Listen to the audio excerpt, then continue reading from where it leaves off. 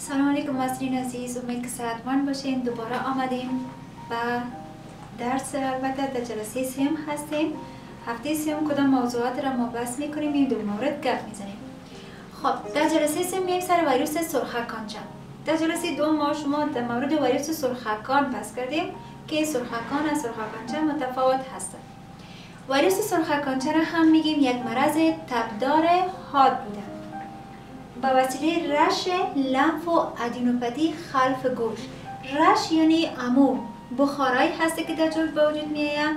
لنف و ادینوپاتی خلف گوش امو پوسیدگی که در خود پشت گوش یا خلف گوش به وجود میآید به نام لنف و ادینوپاتی چی میشه یاد میشه و عموما در نزد اطفال جوان، البته اطفال جوانی که در سن 16 17 یا 18 قرار دارن این چی میشه بیشتر دیده میشه یا هم مشخص میشه.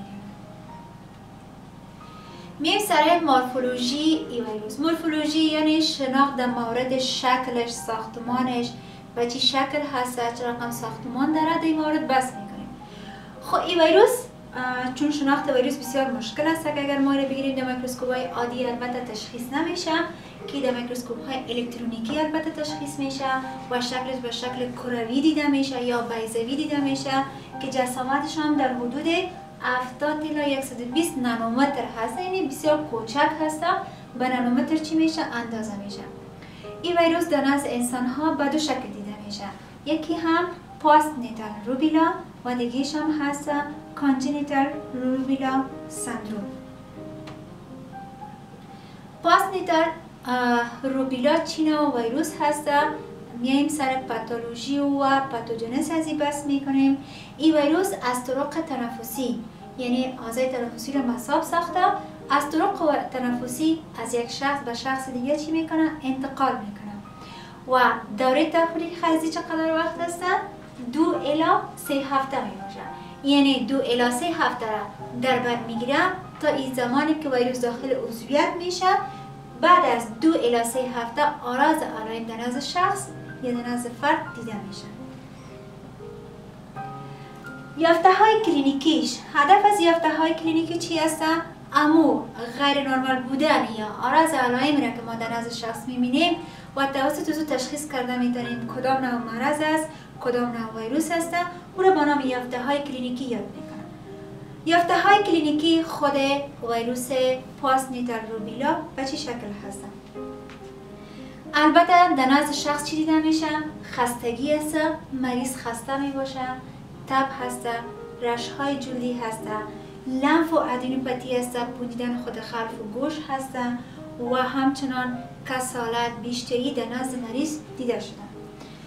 معافیت ای ویروس، معافیت ای ویروس 4 الی 6 ماه دوام میکنه، یعنی تا 4 الی 6 ماه مریض نمیتونه که ویروسی را مصاب بسازه. بعد از اون نظر به مقاومتش البته تغییر میکنه که اگر مقاومت شخص پایین‌تر باشه دوباره شخص مصاب میشه.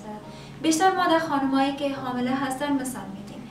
در خانمای حامله اگر به روبیلا مصاب باشن باعث از این میشه که طفلشان یعنی سقط شود، از بین میره و در این دوام معافیت از این البته 2 ماه الی 6 ماه دوام میکنه تا اون زمان یعنی خانم به این مرض مصاب نمیشه، بعد از اون میتونه که مقاومتش پایین آمد مصاب شد. تداوی این ویروس البته آنتیبیوتیک نیست، از آنتیبیوتیک استفاده نمیشه، از گاما گلوبولین ها استفاده میشه و همچنان توسط مایعات هم ما میتونیم چی کنیم مریض خود تداوی کنیم. اپیدمیولوژی از این ویروس در تمام جهان هست و در تمام نقاط جهان هست، بلخصوص در کشورهایی که رو به انکشاف هستند بیشتر دیده میشه. وقایع از این البته واکسین هست، واکسینی که اگر در نزد یک خانم بگیم خانمی که البته قبل از ازدواج می باشه، البته واکسینایی که ضروری مثل تیتانوس باید از گرفته شود به این مرض مصاب نمیشه و هم کنترلش قسمی هست افرادی که به این ویروس مصاب هستن از افراد دیگه باید دور نگه داشته شود تا زمانی که اونا تداوی میشه.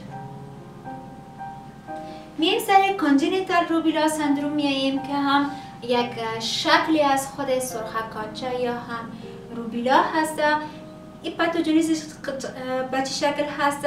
مادرایی که البته در زمان حمل به سرخکان مواجه می باشن از طریق پلازنتا به جنین چی میکنن؟ انتقال میکنن.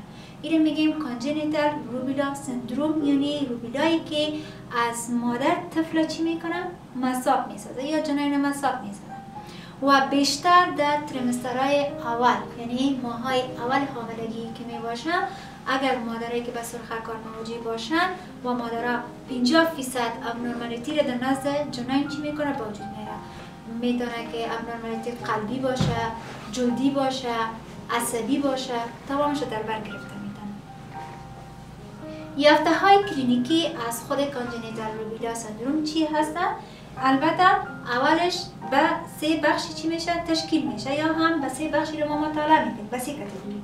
یکی تاثیرات گذری در نوزاد هستن، یعنی نوزاد در بطن مادر هسته، مادری که حامله هسته با سرخکار مواجه شده، یک تاثیر گذری داشته میباشه.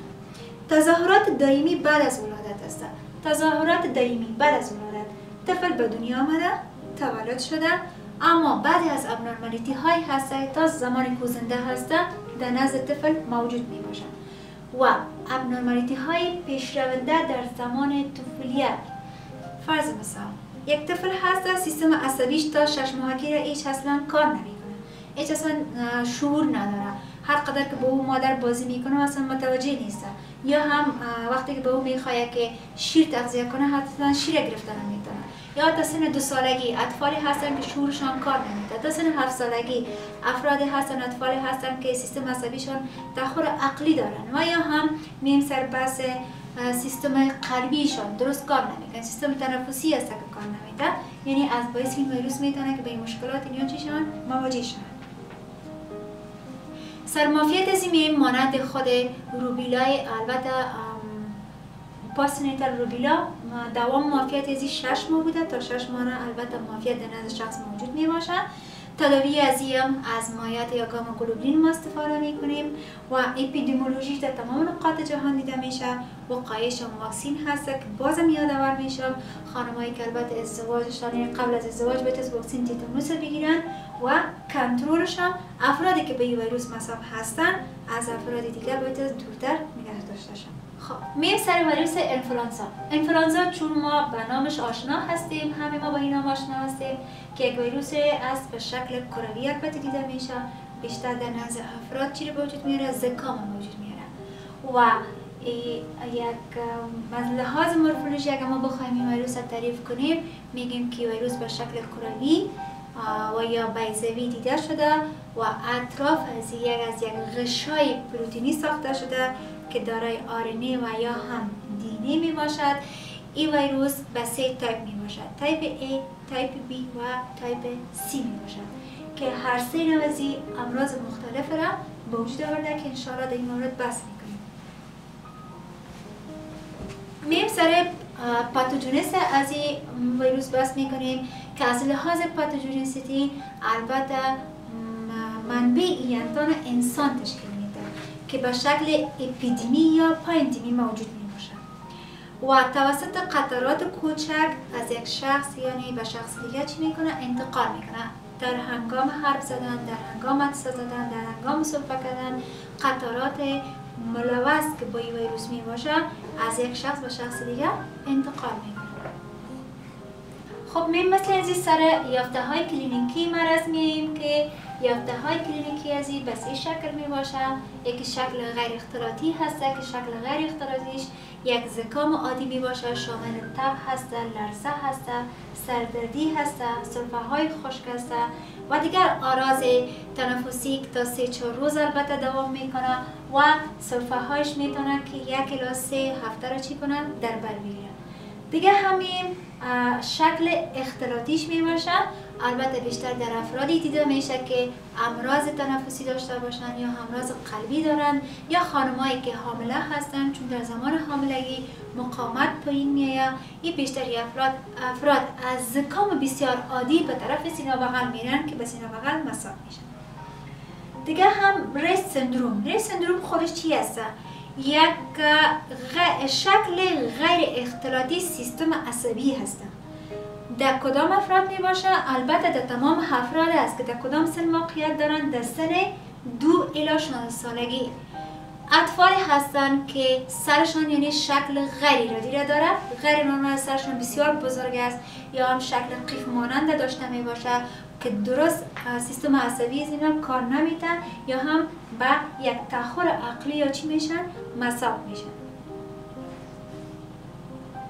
میم سر معافیت این ویروس میاییم که معافیت انفلانزا البته به شکل جاودانه باشه چون به مقاومت خود شخص البته ارتباط داره.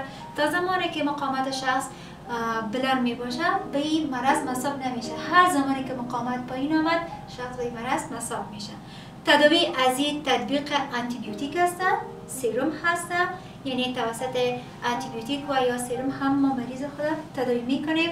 وقایع از این البته هم گرفتن واکسین هست، باز هم در موردش که باید از واکسین گرفته شود. کنترلش افرادی که به این ویروس مصاب هستند باید از افراد دیگر دور نگه داشته شود.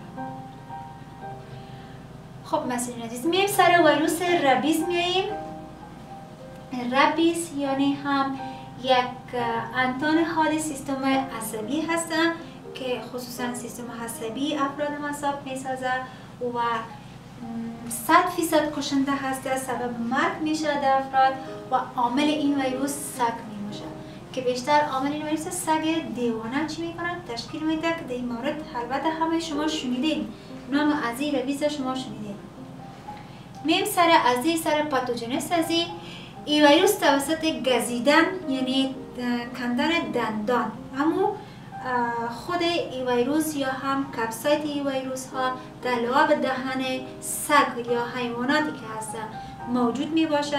توسط وغزه کردن یا گزیدن اما ویروس ها از دندان های حیوان منتن به انسان ها چی میکنن؟ انتقال میکنن. بیشتر شاید شما شنیده باشین افراد داره که سگ میگزن، میگه سگ دیوانه گزیده شه و فرد فوت کرد، یعنی تمام افراد فوت نمیکنن. بیشتر کسایی که در موقع واکسین شوند تداوی صورت بگیره اونها از بین نمیرن، اما افرادی که یعنی در تداویشان تأخر افتاده شده یا هم امکانات نباشه یا هیچ نوع چیز موجود نباشه میتونه 100% کشنده هست و فرد از بین میبره. خب میایم سر از که گفتیم این ویروس از حیوانات منتن چی میکنن؟ انتقال میکنن که فیصدی داره هر کدام از این، یعنی 7% توسط روبا هم به این مرض به ویروس مصاب هستن. توسط گزیدن شک انسان بگیزن 7% امکان داره که انسان ها چی کنن؟ انتقال کنن. 1% توسط گرگ هست، 2% هم حیوانات وحشی که خوشبختانه البته بیشتر حیوانات وحشی انسان با اونا مواجه نمیشه تا زمانی که در یک جای ناامن البته شخص مواجه شود. و بیشتر افرادی که البته مصاب میسازه اطفال کوچک هستن، چون اطفال در بیرون گشت و گذار داشته میباشن، بازی میکنن. بیشتر اطفال یعنی 41% از افرادی که در سن طفولیت هستن با این ویروس چی میشن؟ مصاب میشن. اطفال این 41% از اینا را تشکیل میدن. میایم سر یافته های کلینیکی مرض میاییم که یافته های کلینیکی از این به 3 مرحله میباشد. یکی مرحله مخبره هستن. مخبره قبلا البته ما با شما در این مورد گفتیم که امو زمان بعد از دوره تفریق آراز علامی که به وجود میآید در نزد یک شخص ما یک ابنورمالیتی رو میبینیم، یک غیر ایرادی بودن خود مریض میبینیم، اینو به نام دوره مخبره یاد میکنن که در این دوره تب در نزد مریض به وجود آمده، تخریش های جلدی به وجود میاد. یعنی ما در نزد مریض تب میبینیم، تخریش های اساسیت های جلدی رو در نزد مریض میبینیم، مکمل در تمام بدن مریض یک تخریش جلدی دیده میشه. دیگه آراز چی هست؟ تهیجی هستن. سیستم عصبی مریض کار نمیده. مریض به طرف یک حالت میره که حرکت‌های عجیب و غریب از خود نشان میده، حرکت‌های دیوانگی نشان میده، یعنی حرکت‌هایشان ایرادی نمی باشه که علائم چی زمان به وجود میاد؟ بعد از اینکه شخص سگ دیوانه میگزه 3 الی 7 روز بعد از گزیدن در نزد شخص علائم دیده میشه. و یک مرحله فلج هست که یعنی یک شخص به طرف یک طرفه فلج میره، شاید یک طرفه باشه، شاید دو طرفه باشه، شاید در ناحیه‌ای که البته دست از پا هست سگ دیوانه ناحیه را گزیده در مساحه یک بیهیسی به وجود میاد، بیهیسی به وجود میاد، موجود میباشه. خب میایم سر معافیت از که این ویروس معافیت نداره، البته 100% کشنده هست.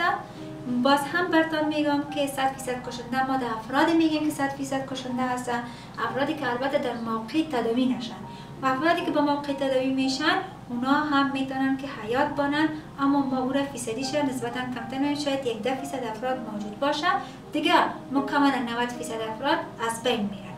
اپیدمیولوژی در تمام جهان هست سگای دیوانه، البته بیشتر دیده میشه.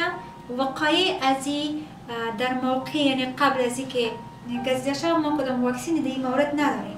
یعنی زمانی که گزیده میشه باید در موقع چی شود؟ واکسین شود، کنترلش هم افرادی که به این مرض مواجه هستن یا سگایی که در منطقه می باشن یا هم سگای دیوانه‌ای که البته هست یا حیوانات وحشی که موجود هستن باید نگهداری شود در یک جایی که به افراد دیگه ضرر نرسانن و یا هم مکملا باید از کشته شوند یا از بین رفته شود تا به افراد دیگه مصاب نرسه، به انسان ها ضرر نرسه. مسترین عزیز، جلسه سه ما تا به میچه بود. شما را به علای یک تا می سپارم. الان نگهدارتان، وقتتان